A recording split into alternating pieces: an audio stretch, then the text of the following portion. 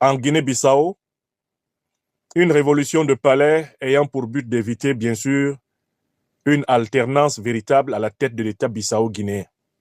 Quels sont les éléments d'appréciation nouveaux qui sont arrivés en notre main? Ces éléments sont dans l'ordre. En dernière date, le communiqué publié par le gouvernement du Sénégal, du président Bassirou Diomaye Diakhar Faye. Ce communiqué est plein d'informations sur la nature profonde du coup d'État qui a eu lieu en Guinée-Bissau. Le deuxième élément d'appréciation qui est arrivé en nos mains, c'est le fait que le Sénégal ait décidé d'accueillir M.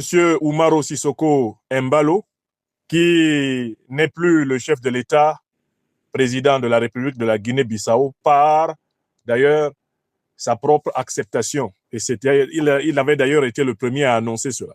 Il y a un troisième fait qui est arrivé dans la journée.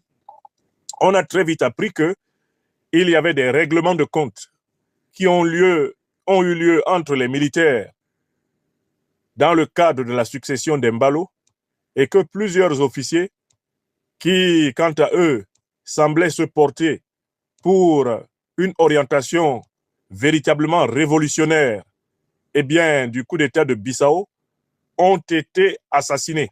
La purge en cours au sein de l'armée bissau-guinéenne avec les groupes d'officiers proches d'Embalo qui procèdent depuis plusieurs heures à une purge et qui profitent de cette pseudo-révolution de palais pour éliminer tout ce qui voudrait orienter la révolution bissau-guinéenne dans la direction de l'œuvre du grand camarade Amilcar Cabral. Enfin, il y a un quatrième fait qu'il faut prendre en compte, c'est l'implication, bien sûr, du néocolonialisme français, parce que l'avion qui est allé chercher Oumaro Sissoko Embalo en Guinée-Bissau pour l'amener à Dakar est un avion, selon plusieurs sources, de la compagnie Dassault, dont on sait qu'elle est une compagnie fondamentale de la haute hiérarchie politique française qui ne peut s'impliquer dans une affaire de ce rang sans l'imprimatur du gouvernement en place.